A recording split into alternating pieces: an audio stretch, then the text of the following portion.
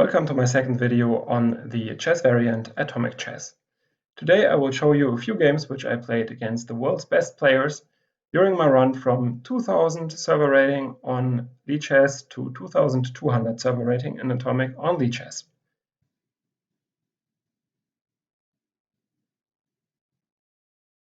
And the first game was played against Nihal Sarin, so the young Indian prodigy who's very well known to be a super strong chess player. But on top of this, he's also a very, very strong atomic chess player with a server rating of above 2300. In the tournament at hand, he played with half a minute every game, and everybody else basically played with 1 minute against him. So he berserked every game, and he managed to win the tournament with only a single loss.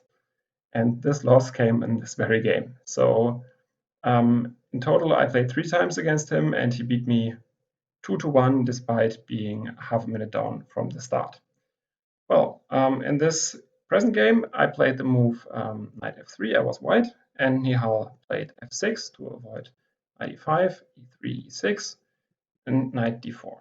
So by the way, if you're not familiar with Atomic, maybe a good idea would be to check out my first variants video where I explain the rules and also go over 2 games which I played. After knight d4, I'm threatening knight to b5, so he plays the theoretical move, which is c6, and I played knight b5. So here, at least the old main line is c takes b5, exploding my knight, check, g6, and now queen b5, threatening queen takes d7 mate. So black has to defend this with knight to c6, and now white has the sneaky move, knight b6, attacking the black queen. And black takes, white goes bishop b5, king f7 takes, and rook takes a2. And we reach an endgame where white has 2 pawns, c2 and d2, versus this knight on g8. And white is somewhat better, but it's definitely also playable for black. Well, since many black players don't want to go in this endgame nonetheless, he opted for the sharper line, which is the move bishop to b4, directly threatening to take on d2. On top of that, this move liberates the f8 square for the king. c3 to defend d2, and he played knight h6, threatening knight g4. Check, and king f8. And now the threat of knight g4 becomes quite annoying, so therefore I decided to go g4. He played d5, and I went for d4. So this position is still pretty normal, I would say, for this line. And he now went knight a6 with the idea that once I take on b4, he would have knight to b4. So say, for instance, if I took here, it would not be very good because now he just has knight b4, intending knight a2 or knight c2. So therefore, instead, I went for the move h4, grabbing some more space on the king side. Also maybe protecting against f5, which might be followed by queen h4. So h4 is a useful move in these kind of positions. And now he sees that f5 doesn't make as much sense anymore and instead goes for e5. Bishop e2, consolidating my position, and e takes d. And here I now overextended a little bit. I think this was not what I should have done. I went for g5. This is a tad bit too aggressive. And he immediately realized this and went for knight g4. I took with the bishop, so but right now my white squares are a little bit weak. And he immediately went for the move bishop g4 to try to punish me for that. And now after f3, he has a very concrete follow-up with the move d4. I don't think this is the best move, but in such a bullet game, this is very effective because it gets white thinking. So I think he probably should go back with his bishop to avoid that I can take it. But yeah, he went for d4. And now on objective grounds, I think I could have taken on g4. But I guess during the game I was a little bit afraid of moves like d takes e. because now if I take on d8, my knight explodes as well, and he has rook e8. Yeah, but a more concrete analysis shows that this is good for white. So instead of that, I took c takes b, eliminating the black bishop, and he went for knight to b4. Now this position might still be fine for white, but probably now I should do something quite concrete, maybe go knight to e6.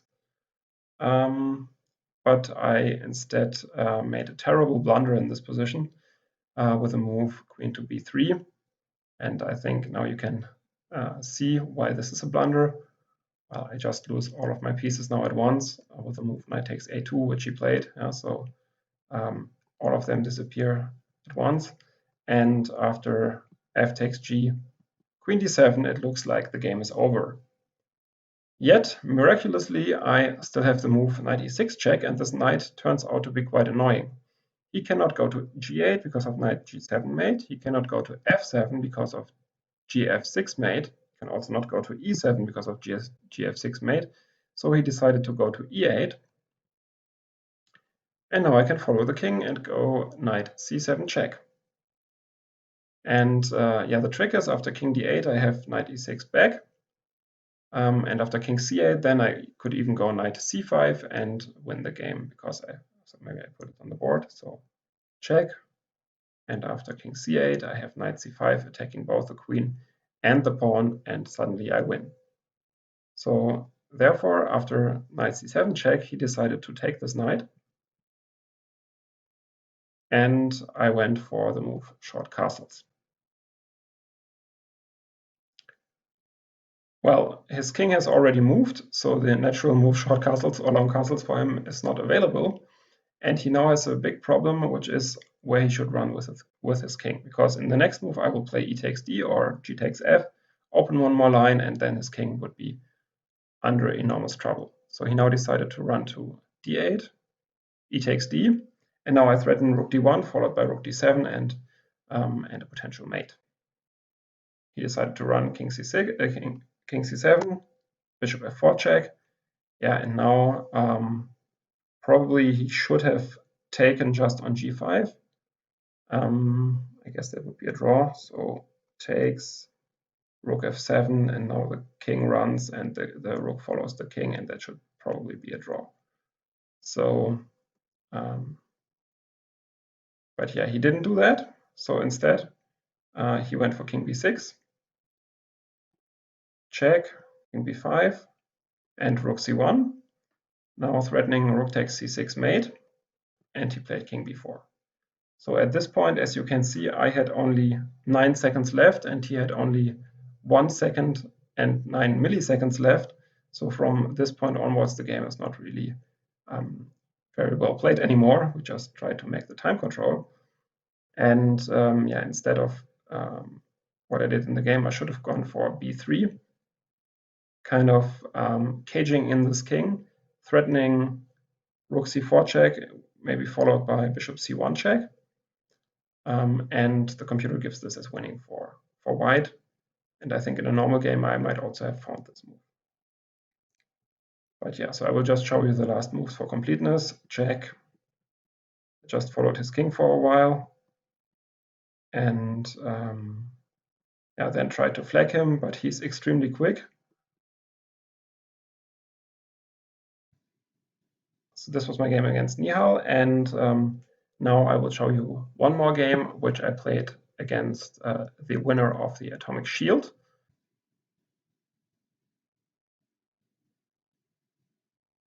Vlad00, one of the strongest players in atomic chess. And then I will show you a final game against the current world chess champion Onubense in atomic chess. So this game I played with black against Vlad, and Vlad has a server rating which is also above 2,400, now almost 2,500, one of the strongest players on the lichess server and the shield winner. And I went for d6, so this is kind of a trick opening. Now after knight g5, f6, there black has some tricks, so I won some nice games in these lines. But in principle, takes and now knight c6, followed by e5 and knight b4. But in principle, this is good for white, but I thought I will give it a go, because when you play against much stronger players, it's sometimes good to just take the small chances and take a lot of risk that they might not know a particular line. In any case, he was having none of it, and he just played d4. Bishop g4 now pinning the knight, because when the knight moves, bishop e2 is checkmate. Bishop g5, f6, and he played e4. Of course, now I cannot take on g5, because then my bishop would also be gone, and therefore I went with a move e6, consolidating my position, and now settled for a more slow setup. He played knight a3, threatening knight b5, and against this, black typically has three different replies. One is a6, one is c6, and one is b5. In this case, I went for b5, because especially with a knight on a3, it's sometimes annoying because white doesn't have knight c4 in these positions. So that's why I like to play b5 in these positions. c3, and now I went for d5, and I now have a pretty solid position. I think white is still a little bit better because white is better developed, but my position is quite solid. e5, knight h6. Knight h6 already prepares a later knight g4. So if for some reason later I go bishop takes f3, then I always threaten to go knight g4. So that's why he also plays h3 as a prophylactic move against that, and I now went a6. Well, now we just have a very interesting middle game position. He played bishop d3, threatening bishop takes h7, so I have to defend against this with g6. Also pretty standard, and he castled. I went for b4. He cannot take, of course, because his knight is hanging. And now here you see the idea behind the move a6. Now he also doesn't have knight b5. Instead, he went for bishop b5 check, with the pretty obvious idea, in case I were to take, he goes knight b5, and now I have big problems on c7. So therefore I went for c6, and he went for b3. So this is still one thing which I'm not very good at in Atomic. I don't realize these opportunities when you can sacrifice material for just positional compensation. So that's what he did now with b3. I took, he played c4, and I took on a3. And I thought this position would be much better for me, but actually it's not so easy. I mean, I'm 2 pieces up against just 2 pawns, but his development is better, and also these pawns on A and B can become strong. So the position is probably still roughly balanced. We went for a3, probably protecting against rook a2 takes. I took, he took, and I went for the move f5, which is, I think, the right move, closing down the position. I'm still lagging behind in development, so it's natural for me to try to close the position and natural for him to try to open the position.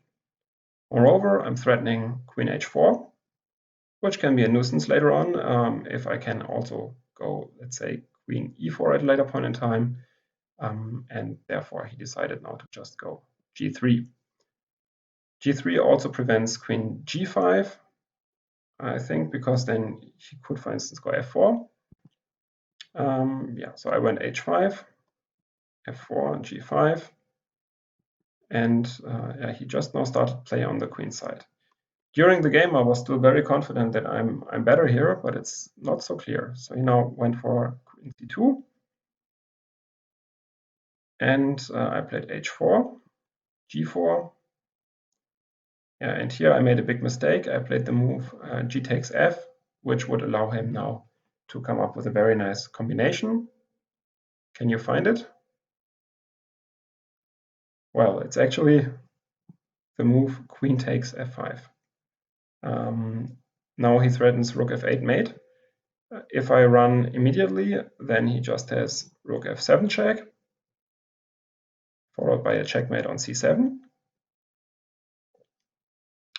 And if I go, let's say, queen d6, he can take king d8, rook f7, And now he has all of these very annoying standard motives of mating me here. So let's say, for instance, knight a6, check. If I go to e8, he has rook d8, rook f8.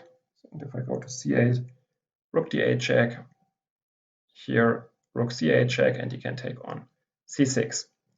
So therefore, in this position, queen takes f5 would have directly won the game. He didn't see that, fortunately, and went for the move king h1. I played bishop h6, activating my bishop, and also getting the bishop out of this f file. e2, d takes c. Now I'm threatening queen d5, so he plays d5 at once, and I play c takes d, renewing the threat of queen d5. If he goes rook d1, I can just take on d1. So he goes queen b5 check, knight c6, and queen b7. And now he threatens queen e7 mate. So pretty much the only move is queen d5 check. And he has to now exchange material here on c6. I played bishop d2. And yeah, the position is still probably around equal. He has now 2 pawns for this bishop, but I have the feeling that my rooks might find it a little bit easier to enter the G or H rank and attack his king. But yeah, I'm not so sure how I would judge the position, to be honest. So rook g1, and I played rook d8. And now we started running with the move b5. And in this position, I made a big mistake. I should have gone for the move bishop to e3, targeting the rook on g1. And then if the rook leaves the file, so let's say if he goes something like rook d1, I think I can even go, I could take, but maybe I could even go something like rook d5, and then f takes g in the next move, and I think this position should be waiting for black. Instead of doing that, I unfortunately made a huge mistake here by playing f4, which now closes down this g file forever, and now my rook on g8 is just a very bad piece. He played rook f1, f3, and he now just runs with b6, b7, and I'm tied down to the protection of these pawns, and slowly but surely the end is going to come. So in the game, he gave another check here and now went for rook g6, which now forces me to go back to h7, and he took on g8 with mate. Well, we both missed one big chance in the game, and I was the one to play the last mistake. Still, I think this was one of my better games against one of these absolute top players, so I'm quite happy with that one.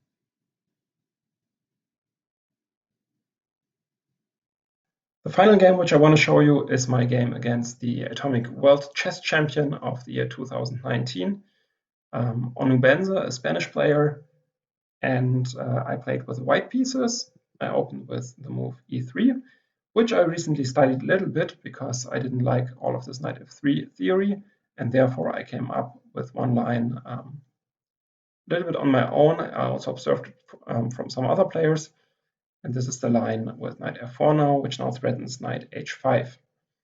So if black plays g6, I can still go knight h5, because black cannot take on h5 due to queen h5 followed by queen f7 mate. So therefore, after knight f4, he played knight c6, which is the strongest move in the position. I went for queen h5, g6 to avoid queen f7 mate, and he swapped the queens. So this is still kind of like the line which I analyzed. I think now the best move is bishop b5. This is a move which I started playing after playing against Onubense. So during this game, I still went for a move which is a little bit weaker, the move knight to d5. Knight d4, and I went for bishop b5, now threatening to take on d7. He played c6, knight c7, and king d8. Yeah, now I just took his knight, and he played knight f6. Yeah, so I think he also didn't play the absolutely strongest line for black up to here, so the position is still perfectly fine for black for white after f3, and even more so now that he decided to take on b5, which gave me the time to play d4, and now the material is equal, but his king is slightly more weak than my king. So therefore, I think white is definitely better here. b5, knight c3, and he played b4. I took the opportunity to jump to b5, sometimes threatening to go knight takes a7, and he didn't want to allow that and therefore went for a5, also maybe preparing the move bishop to a6. Now I took on e6. Well, in general, at some point he might jump with a knight, maybe knight h5 or knight d5. So I now went for knight takes e6 immediately. I think this was a little bit premature, given that I only had 9 seconds plus 1 second increment. I wasn't able to figure out the best move, which would have been just to go short castles. And in this case, white is just clearly better, if not winning. So after a5, as I said, I played knight takes e6. And he went for bishop d6. Yeah, and now I played bishop f4 to avoid bishop takes h2. And he went for the move rook to e8. Yeah, and in this position, I now just blundered with the move bishop e5. Quite interestingly, a very strong move would have been bishop e3. And now this idea of taking on h2 doesn't work any longer, because after knight bishop takes h2, I have knight d6 with a double attack on c8 and e8, and he gets mated.